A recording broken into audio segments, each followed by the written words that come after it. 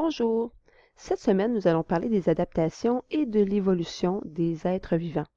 Donc, nous verrons qu'il y a deux types d'adaptations possibles, soit des adaptations physiques, donc changement au point de vue de l'apparence de l'être vivant, ou encore adaptation comportementale, donc à ce moment-là, changement au niveau du comportement. Donc, tout de suite, si nous allons voir des exemples de changements physiques. Le premier que je vous nomme, que je vous montre, c'est l'ours polaire. Donc, l'ours polaire qui, à l'origine, ressemblait au grizzly. Donc, le grizzly est un ours brun, donc couleur variant du brun au beige. Et ce qui s'est passé à ce moment-là, c'est qu'il y a des millions d'années, les ours ancêtres des ours polaires ont été pris au piège, si on veut, par les glaces au nord du Canada. Donc, il y a des glaces il y a eu une grande glaciation qui a fait en sorte que ces ours-là ont été coupés du reste du monde, si on veut, coupés de leurs ancêtres, et ils se sont mis à évoluer de leur côté. Donc, il y a eu un paquet d'adaptations physiques qui leur ont permis de mieux survivre dans leur milieu. On s'est rendu compte que les ours qui avaient le pelage plus pâle, ils étaient moins visibles de leurs prédateurs, donc à ce moment-là, il y avait plus de chances de réussir à attraper leur proie. Donc, étant mieux nourris, pouvaient réussir à se reproduire et leur bébé leur ressemblait. Donc, c'est comme ça que le poil des ours est devenu de plus en plus blanc. Aussi, on s'est rendu compte, bon, ben, ils ont adapté aussi leur alimentation. Ils se sont mis à chasser le phoque vivant dans l'eau. L'ours est devenu un excellent nageur, donc c'est pour ça que l'ours polaire nage très bien.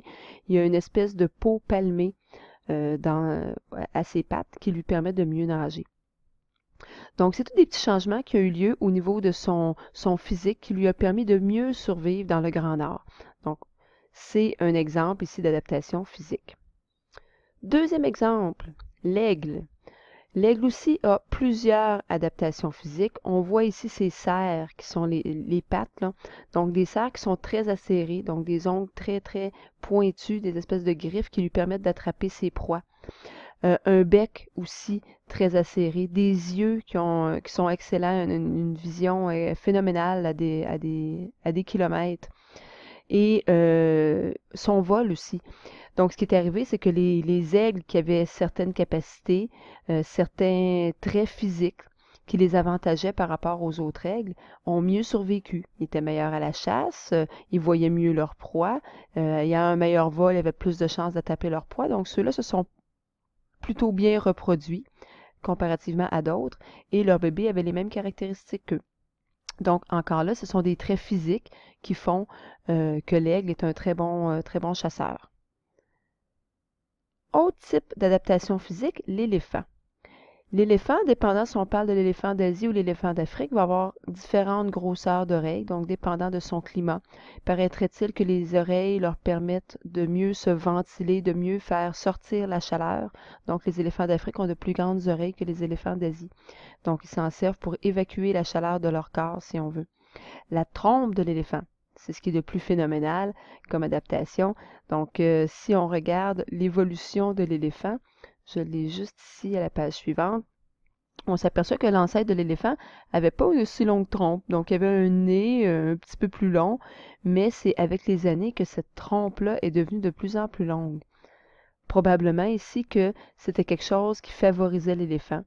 La girafe a des longues pattes, un long cou qui lui permet d'aller attraper, d'aller manger des feuilles dans les arbres.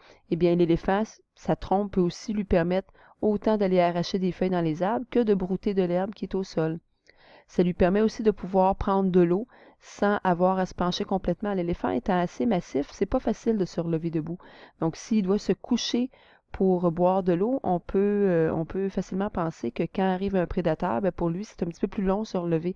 Donc, c'est quelque chose qui l'aide encore là à sa survie, d'avoir une trompe plus longue qui lui permet de ne pas avoir à se coucher au sol pour soit manger la nourriture ou pour boire de l'eau. Donc, avec les années, avec les siècles, on devrait dire, la trompe de l'éléphant est devenue de plus en plus longue pour devenir celle qu'on connaît aujourd'hui. Donc, tout ça ici, ce sont des adaptations physiques, donc des traits de l'apparence qui ont été modifiés au cours de millions d'années, c'est sur une très longue période, et ça nous mène à l'évolution de l'espèce animale, évolution que l'on voyait bien ici au niveau de l'éléphant. Maintenant, on peut aussi parler de changement au niveau comportemental, donc d'adaptation comportementale. Donc, ça veut dire qu'on modifie notre comportement. Ici, nous avons un gorille. Si vous regardez bien, le gorille, dans sa main, il tient un bâton. La majorité des singes ont peur de l'eau et ne savent pas nager. Donc, le gorille se sert de son bâton pour vérifier la profondeur de l'eau avant de traverser.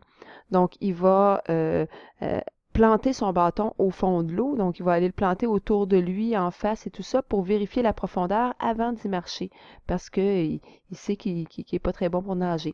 Donc, ça, c'est quelque chose qui se montre de père en fils ou de mère en fille, donc de génération en génération. Ils montrent à leurs petits à se servir d'un bâton. Donc, c'est une adaptation au niveau du comportement qui va aider leur survie. Autre adaptation comportementale, je viens tout juste de vous dire que les singes, habituellement, ne sont pas de bons nageurs et qu'ils n'aiment pas l'eau. C'est vrai, sauf dans le cas du macaque japonais. Donc, le macaque japonais qu'on voit ici, lui, justement, a appris à nager, a appris à se servir des sources d'eau chaude thermale qu'il y a au Japon. Donc, en hiver, au Japon, il fait très froid, il y a de la neige et les singes vont se réchauffer dans ces sources thermales-là qui sont réchauffées, dans le fond, par la chaleur du magma.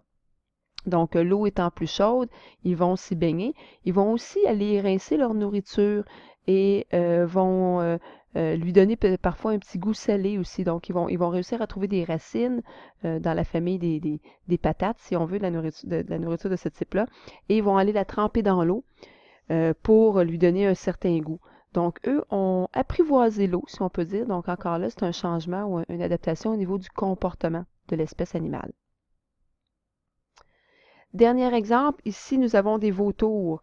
Les vautours sont habituellement des charognards, c'est-à-dire qu'ils ne vont pas attaquer des proies vivantes, ils vont plutôt attendre que l'animal soit mort pour ensuite aller prendre le reste de nourriture qu'il y a. Donc, souvent, ils vont manger, disons, le reste de ce que les loups vont avoir attrapé. Ou encore une voiture qui frapperait un animal sur le bord de la route sans faire exprès, bien, les vautours iraient la manger. Mais avec l'apparition et la prolifération, si on peut dire, des humains, nous, les humains, on ne laisse pas les carcasses d'animaux mortes dans la nature. Donc, ça peut développer des bactéries. Qui dit bactéries peut dire aussi maladie. Ce qui fait que les humains vont prendre ces carcasses-là et les envoyer dans des dépotoirs spéciaux là, pour les animaux. Donc, il y a de moins en moins de carcasses disponibles, ce qui fait que les vautours ont dû adapter leur comportement. Donc, ils ont dû passer effectivement à la chasse active. C'est-à-dire qu'ils ne vont plus seulement se nourrir de carcasses mortes, mais maintenant vont parfois attaquer des animaux qui sont plus faibles, des petits, ou encore des animaux qui sont blessés.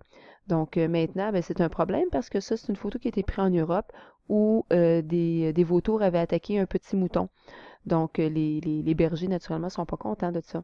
Mais ça vient du fait que, justement, les humains on nettoie trop bien, si on veut, notre terre. On laisse plus ces carcasses-là. Donc, les vautours doivent s'adapter, sinon ils vont mourir. Donc, on parle depuis le début de l'adaptation et un peu d'évolution. Dans le fond, quand on parle d'évolution, hein, on peut retourner aux toutes premières, la toute première vie sur Terre.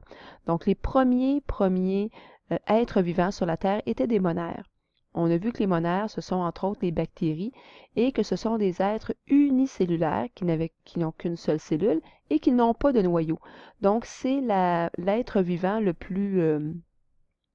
moins évolué, si on peut dire, là, que la Terre a eu. Et il existe encore aujourd'hui des monères comme certaines bactéries.